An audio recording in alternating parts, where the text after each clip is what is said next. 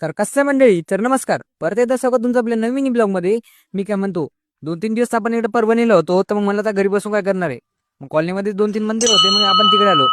पहिले आपण आलो तिकडे विठ्ठल रुक्मिणीच्या मंदिरामध्ये. विठ्ठल रुक्मिणीचं दर्शन घेऊन टाकलं आणि इकडे आपण आलतो. इकडे होतं बजरंगबलीचं मग इकडे ते काय लॉक व्हायला होतं, मग आपण बाहेरून दर्शन घेतलं. आणि बाजूला आलतो आपण इकडे श्रावण सोमवार असे म्हणून महादेवाला. श्रावण सोमवारमध्ये तर बायांची जास्त गर्दी होती. मला आपण इथं थांबून पण काय करणार आहे. मग लांबूनच दर्शन घेतलं आणि घरी आलो. घरी ते आपण कोण आलो होतो, कारण इकडे काही ओळखीचं नाही. मला तर आपण कुठं थांबणार आहे. मग तिथून डायरेक्ट घरी आलो, बॅग उचलली आणि तिथून डायरेक्ट निघालो आपण घरी, कारण आज होती चतुर्थी.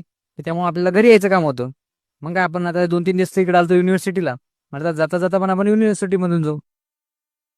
मग समोर भाऊजी म्हणे ते एक महादेवाचं मंदिर आहे, मग तिथं दर्शन वगैरे घेऊन टाकलं आणि आपण तिथून निघालो रेल्वे स्टेशनवरती. रेल्वे स्टेशनवरती आलो, गाडी साईडला लावली आणि आपण एक इथं वरतून गेलो होतो, कारण मागच्या आपण पलीकडून पलीकडे गेलो. मग आता ह्यावेळेस अलीकडून पलीकडे चाललो. मग काय आपण तिथं बसलो होतो, तेवढ्यात होतं डिझेलचं टँकर, डिझेलची ट्रेन. मग नंतर आपली ट्रेन आली आणि आपल्या ट्रेनमध्ये बसलो. आपल्या ट्रेनमध्ये बसून आपण बाहेरच्या नजरेचा आनंद घेत घेत आपण तिथून निघालो होतो घरी. मग आपण हे बाकी बघतच होतो. बाकी बघू पुढे. तोपर्यंत लाईक फॉलो करायला विसरू नका. धन्यवाद.